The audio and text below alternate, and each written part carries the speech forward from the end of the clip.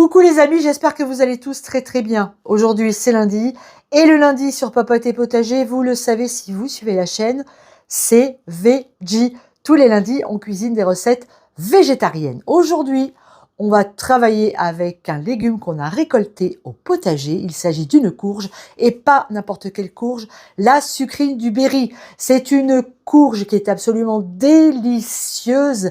Elle est sucrée, elle est fondante, elle est magnifique. Vous allez voir, on va en faire une quiche sans pâte. Et oui, une quiche sans pâte à la courge. C'est une super recette que je vous invite à regarder tout de suite en vidéo. Là, voilà ma courge sucrine du Berry. Alors celle-là, elle n'est pas très grosse, hein. J'en ai des plus belles. Mais pour la recette d'aujourd'hui, ça va suffire largement. Donc, comme je vous ai dit, on ne va pas enlever la peau. Par contre, on va enlever la petite queue ici.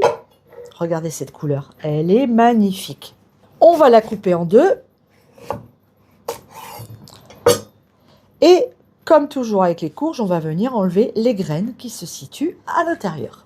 Ça y est, j'ai enlevé les graines. Maintenant, on va venir couper notre courge. Alors là, je viens déjà de la couper dans ce sens.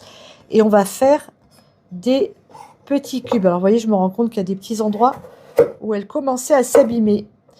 Eh bien, c'est cool. Regardez, les amis, on va faire des cubes. Voilà, de courges. Comme ça, de cette taille-là. C'est super. Elle est vraiment très jolie, hein. Belle couleur. Une fois que j'ai coupé ma courge, je vais venir l'assaisonner. Alors, avec 2 cuillères à soupe d'huile d'olive. Le four, lui, il est en train de préchauffer. Il est à 200 degrés. Ici, je vais saler, poivrer et je vais venir ajouter de l'oignon en poudre, l'équivalent d'une cuillère à soupe, ainsi que de l'ail en poudre. Et on va mélanger tout ça.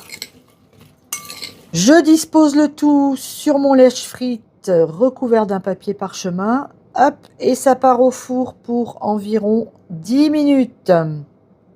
Pendant que la courge cuit, on va s'occuper de faire l'appareil. Ici, dans le saladier dans lequel j'ai mélangé mes courges, j'ai mis 3 œufs. J'y ajoute 20 centilitres de crème,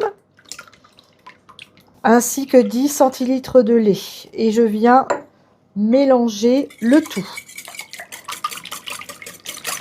Je viens ensuite ajouter 50 g de maïzena. Je mélange. Je poivre. Alors, je ne sale pas. Pourquoi je ne sale pas? Parce que maintenant, je vais ajouter du fromage et que le fromage est déjà salé. Donc, inutile d'en ajouter. Ici, on va mettre un petit mélange d'emmental, de mozzarella et de parmesan. C'est du fromage qu'on met d'habitude sur les pizzas. C'est ce que j'avais moi dans mon frigo. Mais vous pouvez mettre de l'emmental, du gruyère. Vous mettez ce que vous voulez. Voilà.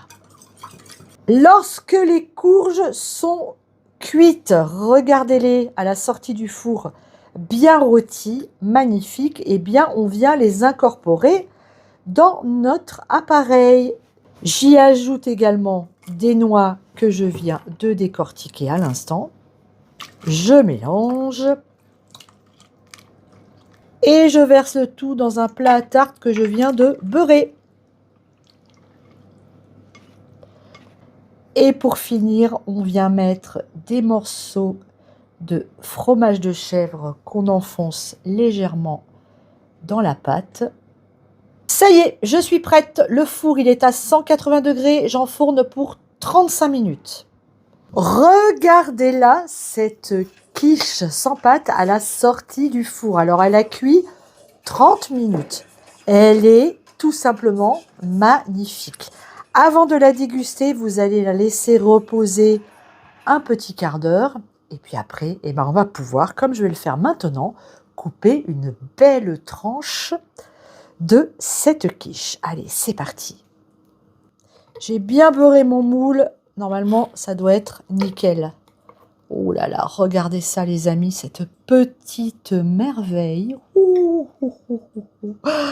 ça va être absolument délicieux.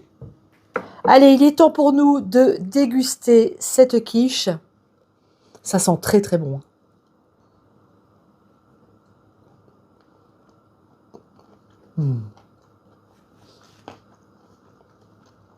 C'est délicieux. C'est super bon. La courge est tendre et sucrée avec le chèvre et les noix qui amènent du croquant. C'est un pur délice. Les amis, n'oubliez pas que si vous voulez retrouver mes recettes végétariennes, elles sont sur mon site internet popoteetpotager.fr. Souvent, vous me dites « Ah, mais tu mets pas les ingrédients dans la barre d'infos ». Eh bien non, je ne les mets pas dans la barre d'infos, mais par contre, vous retrouverez tous les ingrédients de cette recette et de bien d'autres sur le site dans la rubrique recettes végétariennes. Alors n'hésitez pas à y faire un tour. Hein. Notre site, il y a plein d'autres choses à voir. Il y a aussi la e-boutique dans laquelle vous trouverez également mes tabliers et puis plein de conseils sur le potager. Allez, je vous embrasse très très fort. Refaites ça, c'est absolument délicieux. Gros bisous, à très bientôt. Ciao!